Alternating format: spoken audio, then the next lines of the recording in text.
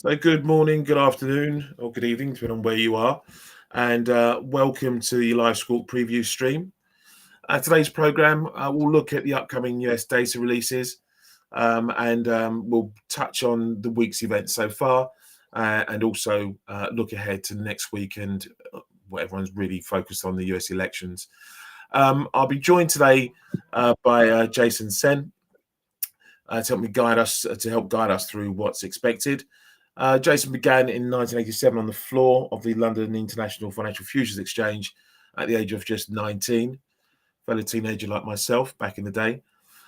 He spent 15 years specializing in market making, interest rates, and index options on the floor, and then later on the screen. And for the past 20 years, he's provided technical analysis based systems and signals, rather, helping others to understand the dynamics of financial markets. So I'm joined by Jason, and today's topic, as I've said, we'll look at PCE data, excuse me, personal income, personal spending. We'll have a look at what's expected and the dynamics of that. We'll then look at the non-farm payroll data out tomorrow, and we'll also just cover that. And as I said, we'll then look towards next week's elections and just have a quick scan across last week's data points as well. So on the first point, we'll take a look at PC. Let me just say hello to Jason. Jason, hello. Harry, hi mate. Thanks for the invite. No, always a pleasure. Always a pleasure. I think your first time on our preview show, and so a warm welcome to you. If you just heard what we said, we'll have a look at the data in a minute, and I want to get on to the PCE data first. I don't know if we'll have to spend too much time on it because we've obviously had CPI out earlier in the month, and really sort of a precursor now to the PCE data we see. So it takes away some of that dynamism and I guess impact that we would normally get for a PCE, which is, as we all well know by now, the Fed's favoured inflation gauge. So just to give you a quick look then at what to expect on that from what the analysts have put down, the consensus really for PCE data. He scrambles to get that up. Right, so consensus is for personal income to rise 0.3% on the month versus 0.2% last time out. Personal spending seen at 0.4% in September, rising from 0.2%. Real personal spending expected at 0.3% versus 0.1%. PCE price index seen at 0.2% from 0.1%, with the year-over-year seen at 2.1 versus 2.2. The all-important core. This core PC price index month over month seen at 0.3. That's another rise from 0.1, and the year-over-year seen at 2.6 from 2.7. If there is some concern about the reversal in trend, we've seen it in Europe. We saw Eurozone inflation data on Thursday a while back, earlier today, and that saw a little jump. Base effects playing a part in what we saw on that front. So I don't think it's a complete surprise if we do come in above, a little bit above consensus on the prices data, because some of that I think has been factored into what to expect, I guess, for today's PCE. I'm just going to look at a quick bank note on this, just to give you some sort of perspective from the bank sector and what they're looking for. If I just go to my notes on that. But we are, again, as I said, let me go for here, excuse me. Right. You get all the best laid plans out, and then it all goes to pot. Right, so in terms of what the banks are, I'm looking at a piece from, what we got here, from Deutsche Bank on today's reading. Said the Fed would pay close attention to Thursday's personal income, which is seen up 0.4 versus 0.2, and consumption of 0.3 versus 0.2 reports, which also feature the latest reading on core PCE, the Fed's preferred inflation measure. While we have a pretty good idea of what the September core PCE will look like from the CPI and PPI data earlier this month, this will be the last piece of inflation data the Fed will see before the November meeting. So any surprises could impact officials' views at the margin. So on that note, Jason, let's tackle that and have a quick look at what are your expectations ahead of today's core PCE reading, well, effectively core PCE, but personal spending. Well, I haven't calculated down any numbers myself, which you won't be surprised to know. But I suppose the question is now, is inflation looking a bit sticky around these levels after coming down significantly during the year?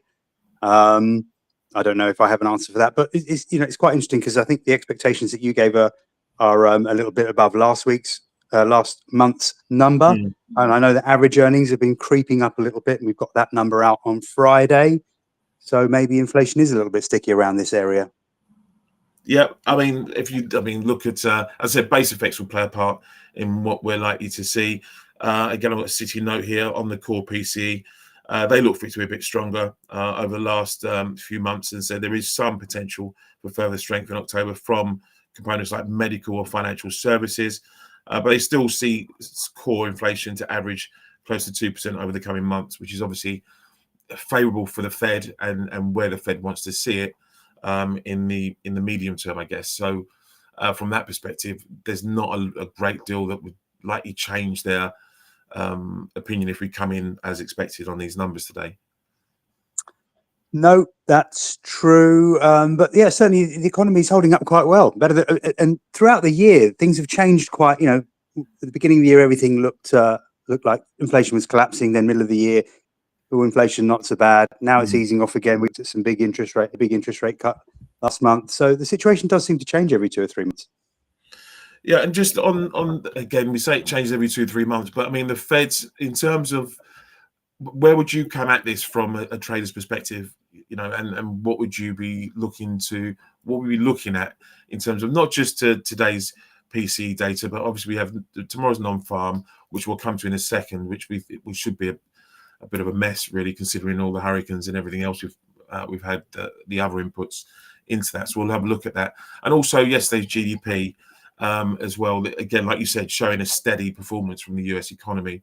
So I mean, in terms of the rate outlook, I don't think, and we won't dwell on it, but there isn't a great deal at the moment that's likely to take them off course from their current expected rate path of another 25 basis point rate cuts this year. Yeah, that's true. And the Fed telegraphs things so well these days anyway, compared to the days when you and I were on the floor and we wouldn't have a clue what the central bank was about to do. So yeah, the picture's pretty clear. I know that the dollar's had one heck of a run higher recently. The dollar index was around the bottom of the range for the last 2 years. I was wondering if it was going to break down. Clearly it didn't, and it's had one heck of a run up. So I don't know whether that can continue. I've got a feeling that was down to a large number of speculative shorts that got squeezed. So you put that's more of again like a structural thing as opposed to a change in opinion or whatever. I mean, there has been murmurs that we could see them, even the Fed, take a step back. But I don't think it's a widely held view. But with the economy holding up as well as it is, I guess there is that element of a risk that they could say, look, we've done what we've done so far. The economy seems to be on a steady path, and we don't want to really overstimulate matters and reinvigorate inflationary pressures. But I guess we'll have to wait a few more readings for that to be the main case on that front, I guess. But as I said, on the inflation side, I think you're right. I think in terms of any dynamics here in today's core PC, in Thursday's core PC report, it will take a bit of a swing to to change momentum. I'm going to move on quickly to non-farm payroll because I want to get onto that and then really look at how that's going to sort of affect traders' thinking really around that. So if I get up the preview for that and just get the consensus for that. Okay, so as it stands right now, non-farm payroll is expected at 101,000. The general consensus. Again, that's a big chunk lower than 254,000 seen last month. In terms of private payrolls, that's seen adding 70,000 from 223,000 last time out. Manufacturing payroll is expected to drop by 30,000 after losing 7,000 jobs previously. The unemployment rate seen on hold, though, at 4.1%. Average hourly earnings seen at 0.3%, down from 0.4%, with that year-over-year figure seen unchanged at 4%. In terms of the average weekly hours, all employees, we're looking at 34.2, which would leave it unchanged. Labour force participation rate for October seen at 62.7, also unchanged from last. And underemployment in September came in at 7.7%. Just a note here then on what the banks are looking at in terms of Friday's non-farm payroll. Citi again posited that the October jobs report is critical after September showed an unexpected acceleration in job growth and a decline in the unemployment rate. The low hiring rate makes us think the labour market is still softening. October jobs will be dragged down by hurricane and strike effects, and the bank is forecasting a soft 90,000 increase. The unemployment rate should be less affected, and we project it to rising back to 4.2%. Markets may fail to find a clear direction until after Friday's jobs report and the presidential election the following week. A 25 basis point policy rate cut in November is very likely. In our base case, further softening in jobs will have the Fed cutting 50 basis points in December. Now, if you followed the Citi logic, they were calling before we saw the beginning of the new Fed cutting cycle. They were looking for 50-50-50 for the last three meetings of the year. They revised and tempered that to 25, 50-50, and then they've tempered it again. Just in terms of tomorrow's jobs report, I think, in my mind at least, it's almost going to get discounted because of all the disruptions you've had and all the weather-related and the union-related issues we have. Is that something you'd agree with? Yeah, those tend to be one-offs, not going to, be something that we're thinking about in 2 or 3 months from now. I think you said 101,000 is the expected number. Yeah, that's the consensus that I had from earlier. So that's significantly lower than the last 3 months. Obviously, it's significantly lower than last month, but I think we had 115 in July, 160 or something in August, and then 250 or whatever it was in September. Yeah. So that's certainly lower than the last 3 months, and as you said, significantly lower than last month's. I guess what will be interesting is if there's a revision to last month's number. That's something I'm going to be looking out for. Yeah. Was that number actually correct? Because it was a heck of a number. Oh, it was a belter. I mean, if you look at the net revision last month, even that came in up 72,000.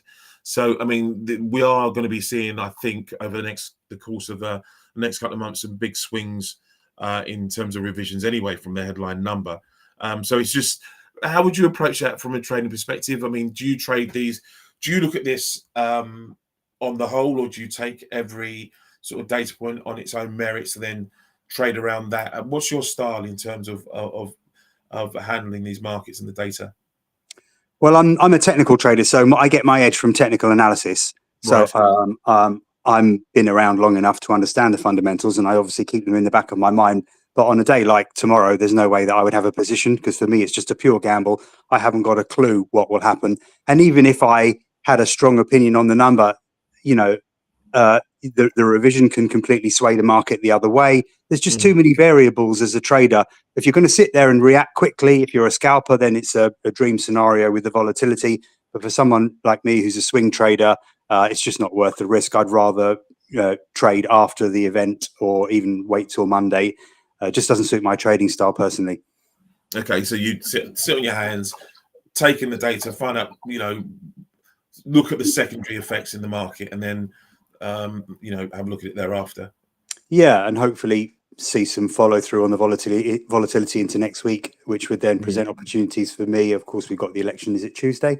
So that's going to be another volatile event, I would imagine. Yeah, and that's this. And I mean, looking at that, I guess you've then got an issue, because do you then trade around a pre-election market that's going to be skitty and I guess in two minds as to what it wants to see? Well, from the perspective, I guess the market and the bigger market players know what they know the scenarios they're looking for. I mean, if there's a Trump, we might as well move on to the elections now. So if Trump, who I think is still within the markets, tipped as the favorite candidate here, if he gets in, Again, reading through bank research, they're looking at a slightly more inflationary picture on that front. Although I think they both have their inflation mark put all over this election if they come through and win. How would you look at the election in terms of from a trading perspective? And would it be another thing? Would you again stand back and just wait for the dust to settle before getting involved? I probably would. I wouldn't run a position over it, but it will be interesting. I believe that Trump is more sort of, well, the economy would be expected to do perhaps slightly better under him. I'm not really sure if that's the case, but he's probably more of a spender. I do remember when he got in the last time, he wasn't expected to get in. And as soon as it was obvious that he'd won, stock markets collapsed. I mean, there was quite a big sell-off. And then suddenly it seemed like everyone thought, oh, hang on a sec, he's going to spend money, cut taxes, and there was no looking back. Stock markets just went straight up from that point. So there could be quite a big reaction on the day on the result. Although it's unlike he was not expected to win at all last time, so that was a huge surprise. I don't think we're going to get surprises of the same scale on Tuesday. It's going to be quite interesting. I mean, when you look at, I'm reading from The Hill and their morning report today, and they say Americans still believe the economy, or at least their finances, are a wreck. And they say the piece says former President Trump will campaigning Wednesday called the economy a disaster and promised that if he's elected, he will rapidly defeat inflation. I guess on the inflation front, you can use that as a stick to beat the Democrats with. But as we've also seen, inflation is now coming off and has come off back to target, and and is expected to continue to soften into the new year.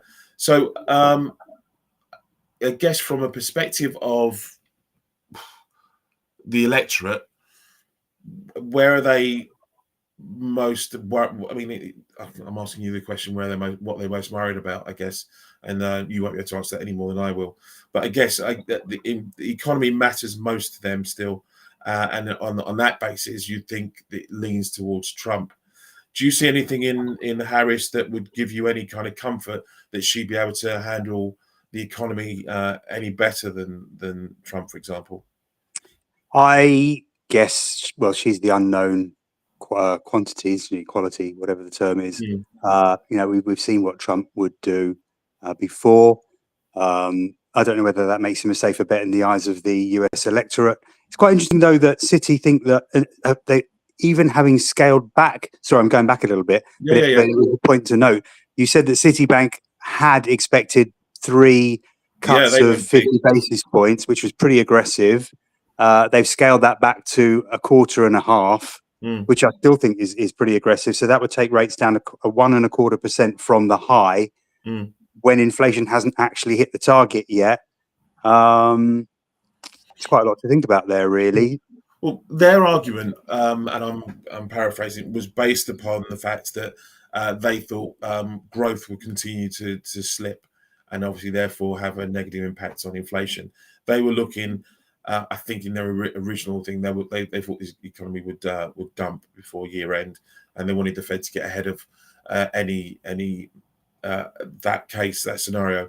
Obviously, I don't think we're not seeing a dump in the US economy. I doubt we'll get that, and therefore but I think they're given their dues, they're sticking to their guns really, and still think we should force through, or the US should force through further cuts. So if that's their view, and they're sticking with it.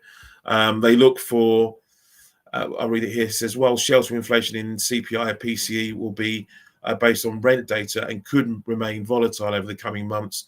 Subdued housing demand should support further slowing, and this would be one of the first channels to see any reflation risk from Fed rate cuts. And so far, that risk looks very low. So in their heads, they still see more risks to the downside for the for that US economy. So on that note, again, they're one of a number of analysts out there, but it was just interesting to pick up on the Citi note because they persistently look for and think there will be a slowing in the economy. Yeah, that's interesting. I don't think the outcome of the election will probably change that view significantly. Maybe if Trump gets in, then the markets might expect a slightly stronger economy. I really don't know, but be interesting to see if any interest rate expectations change after the election, or Yeah. even after tomorrow's big number. Okay, so from a technical perspective, then you've been looking at the dollar, and you said you put it down to more of a short squeeze. Any other currency pairs or any currencies that if we look back at this week's UK budget, the 40 billion in terms of what she was looking to raise wasn't unexpected, and obviously we slightly higher borrowing requirement, and therefore DMO set to issue more near just shy of 300 billion sterling worth of bonds. Do you see any long-lasting effect on the pound from a technical perspective, at least? Where do you see the pound, and what do you think about the pound at the moment? Yeah, I was watching the pound obviously yesterday. Didn't really move much at all. There wasn't much of a reaction. So as you say, it was pretty much as expected. I focus on cable mostly, and that I could say it's been in something of a bull trend. The pound has been strengthening against the dollar, and even with the dollar strength that I talked about recently, the dollar index has performed extremely well. But I think it's the euro that's been hit mostly. Cable's actually held up quite well. But just as a pure trend follower, I feel that perhaps the pound can continue that trend going forward. Okay. Any particular levels just in terms? Well, again, you look at all the worries we saw going into the budget and the fear mongering that was being put out there. We haven't had a trust moment with this budget. It may be disappointing to some, and we may be borrowing more than expected. But overall, would you grade it in terms of a success for the labour market that they've managed to steer through any big market turmoil? I'd say that the pound is suggesting that's the case. Maybe they telegraphed their intentions well enough for it to be absorbed by the market, and the pound didn't really take a hit. We're just hovering around 130, so it's a big number, big psychological number. I guess the question is whether we can start pushing back up through 130 or we hold below it.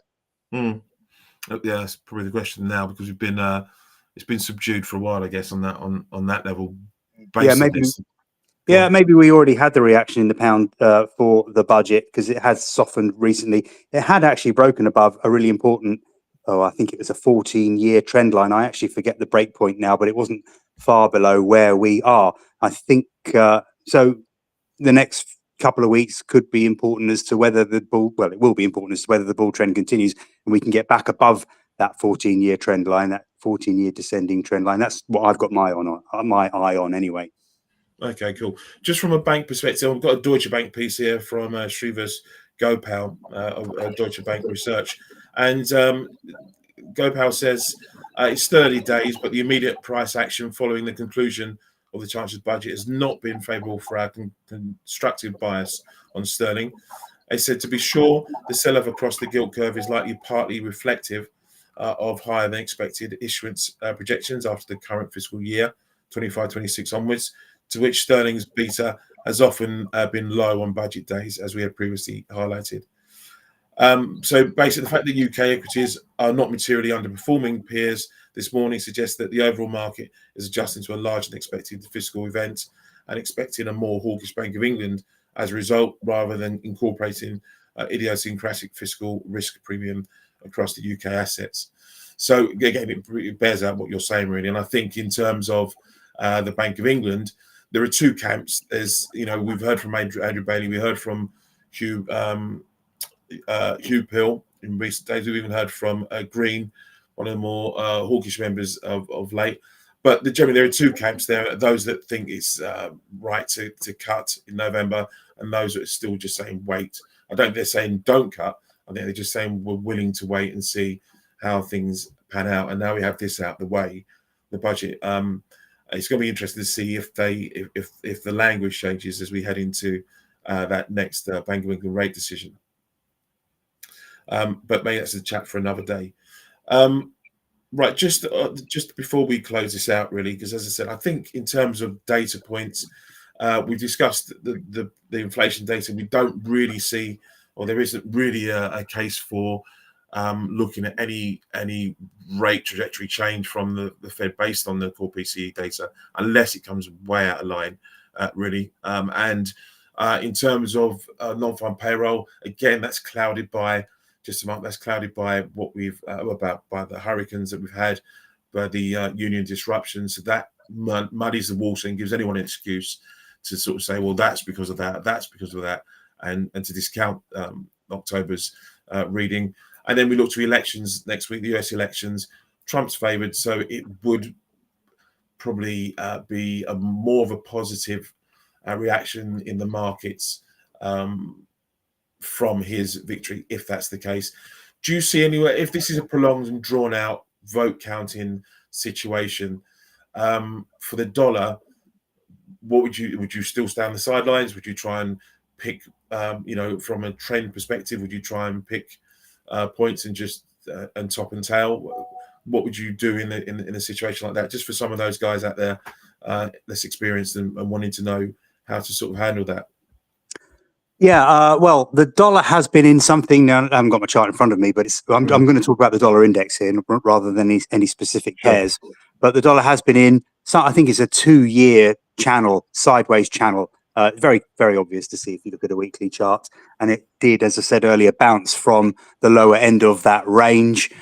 Really strong bounce, faster than I would have expected it. So it says to me that there is a bit of a short squeeze built into that. I know we had a strong employment number last month, but I'm not sure if it warrants such a strong move. So I'm guessing that there's been some stops triggered, and it's I mean, there's hardly a red candle visible in that whole move. But for that reason, we are getting near the upper end of the range. So the question is, will sentiment change again at the upper end of the range? It's an opportunity. It probably is worth selling the dollar at the upper end of the range, because if it was a short squeeze and everyone's been stopped out of it, just like that move we had in the yen in July, a brutal move, but it did stop and the market has reversed since. So maybe we'll see something similar in that dollar index. But then if it does break above that upper range of the last 2 years, that would be a significant breakout. And I hope sooner or later the dollar does break the range, because I don't like ranges. I like trends, and I'd like to see it either really start to move to the upside or the downside. It makes my life a lot easier if I can jump on a trend. Yeah, fair play. Okay, Jason, listen, thank you very much for taking part today in what is going to be a tumultuous, I think, end to the week and all next week, I think, really, and may well set the tone for the rest of the year as we start to wind down heading into Thanksgiving and Christmas. But thanks again for your input. And I'd like to just point out, you can catch Jason on X, Day Trade Ideas. .co.uk is his website. Look for him there. He has a YouTube channel where he publishes his own content as well. So have a look at that. I'd very much advise it, because I've known Jason for a long time and he's been around a long time, and he knows what he's doing. He's made a success of what he's doing. So please go and check him out. daytradeideas.co.uk. I'll post all this stuff up afterwards as well for those who want to try and find him on the internet. But Jason, thank you again. And guys, just to quickly just round off here. So you got this has been recorded on Thursday. Obviously, this will also relate to tomorrow's non-farm payroll. We'll try and squeeze in an election preview with some guests as well before the actual voting takes place next week. But as I said, it's going to be one of those tumultuous affairs, I think, for the markets this year. But yes, good trading today, and thank you for listening in. And Jason, I'll be in touch, and we'll chat again soon. Cheers, Harry. Thank you so much. Thanks a lot.